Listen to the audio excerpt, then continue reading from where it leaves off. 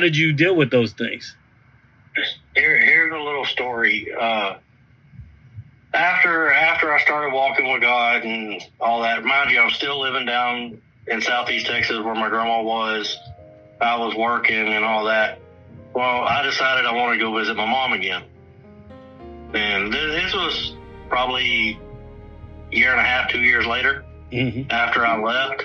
And I communicated with my mom and dad, or my mom and stepdad, all the time. I was calling them on the phone once, twice a week, just talking and letting them know how I was doing and what was going on in my life. And well, I come back up to visit, and I ran down to the store and ran into some of the old people that I used to run around with that was still strung out on meth, still hurting. And the only thing I could do was pray for him. I mean, I cornered him in the parking lot. Dude, let me pray for you. And he acted like he wanted to swing on me. But I was like, no, we ain't doing that. I'm going to pray for you whether you standing here in front of me or you run away. I'm still going to pray for you. So I prayed for him, and I went on about my business. And I'll be honest with you, that was the biggest hump I had to get over, because I have an addictive nature. And the temptation was there, because he was trying to get me to go smoke some dope with him. The temptation was there. But because of my wife's ministering and discipling and the fact that I did commit to God, I was able to turn it down and offer prayer instead of just, heck yeah, man, let's go. So that was the biggest change in my life. I was able to walk away, which is something I've never been able to do. But did you? No, go ahead. Go ahead. You're good. No, I was going to say, but have you had any situations where you fell? Oh yeah. Not just a temptation, but actually fell. As far as drugs, no. But there was a little while where I used to travel around the country working welding, and I got into that construction mentality. Go to work your butt off, come home, drink a beer. And like I said, I have an addictive nature. So one beer turned into two turned into a 12-pack, 12-pack turned into a bottle of whiskey a day.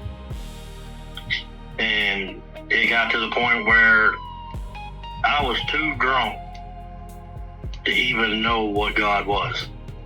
But during the entire time that I was drinking, the one thing that always bothered me was when people tried to preach to me while they were drunk.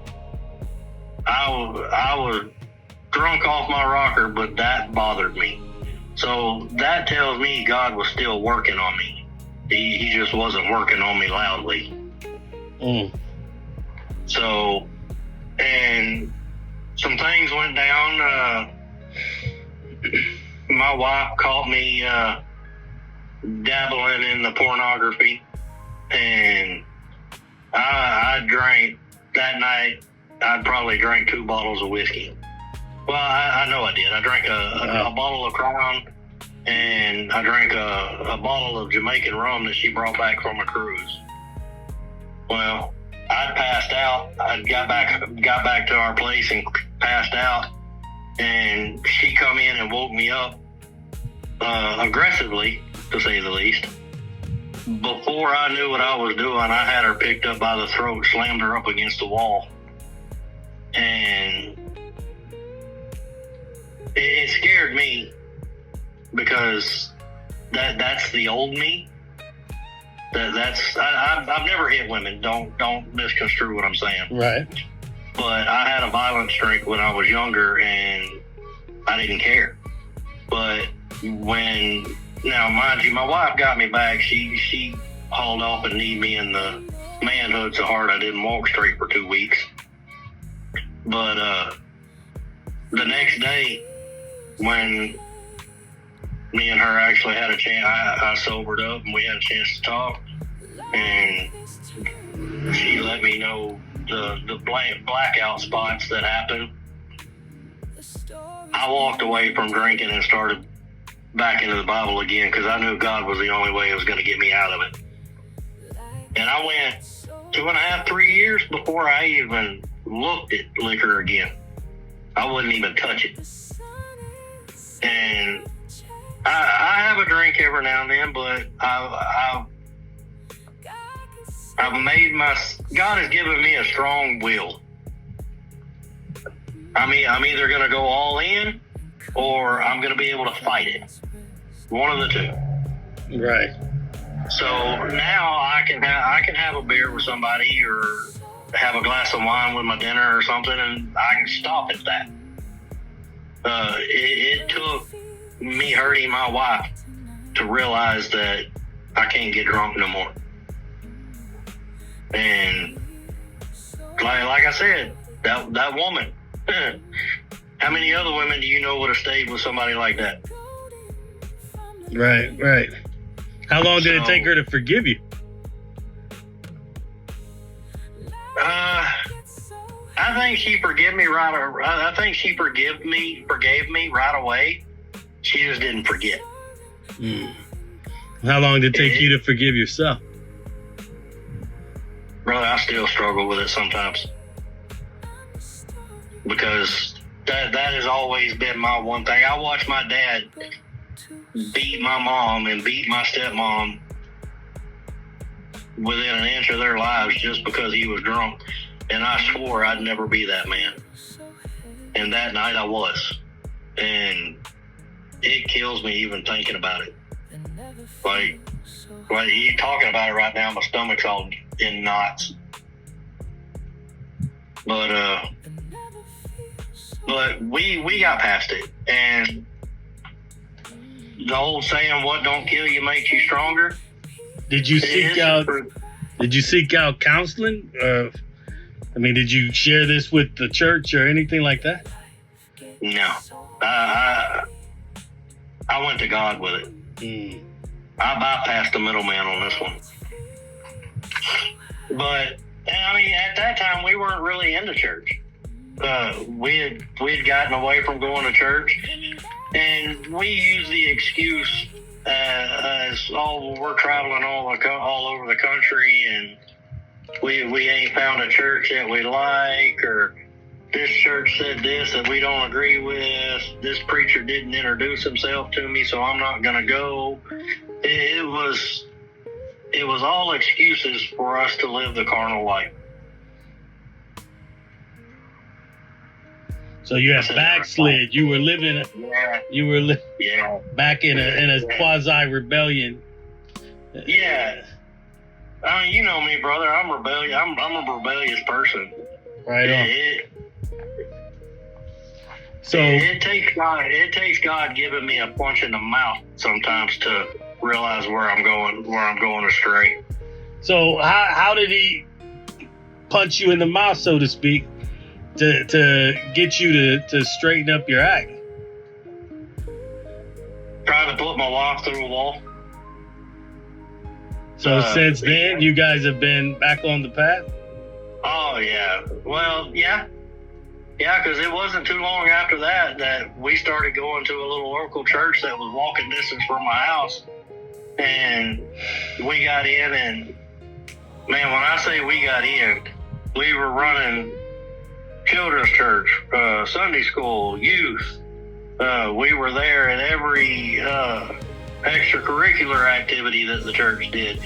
It got to the point where church felt more like a job than a worship service. And we had met some people that went to a different church, and they're like, yeah, why don't you come over here and try this out? And me and my wife were like, yeah, we'll come try it out. Maybe we can get that spiritual fill up that we've been missing over here, because all we do is work. So we went over there, and man, the preacher, I can't remember exactly what he was preaching on, but he's not a preacher. He's a teacher. He's not one of them guys that gets up and hoops and hollers and screams and throws the Bible at you. He gets up and he teaches God. And I needed that because I'd gotten so far back that I needed to relearn what I already knew. So we started going, and we ended up becoming members, and that's where we ended up being the youth leaders. And all right, brother, we're back on. All right, so you were saying that you became a youth leader again. I wanted to know, one of the things I want to ask you is, emotionally, in terms of your character, in terms of your mind state, what's going on with you at those times where you're the weakest? Not just the temptation of alcohol, not just the temptation of drugs or porn. What is it about you that gets exploited by the darkness and pushes you towards that path? From the time I was a little kid up until it happens now, just not as much, and I've gotten to the point where I don't let it bother me anymore. But I was always told that I wasn't going to do this, I couldn't do this, I'd never accomplish that, I'd just be some backwoods, however you put it, redneck that is a burden on society because that's who my dad was. Everybody, well, not everybody, there were certain people that did it more, but they held me at the same standard as my dad, and my dad was an abusive alcoholic, so everybody just assumed that I was going to be that. And they let me know it. So during all the lowest times in my life, it's when the enemy was able to get in and exploit that sense of unworthiness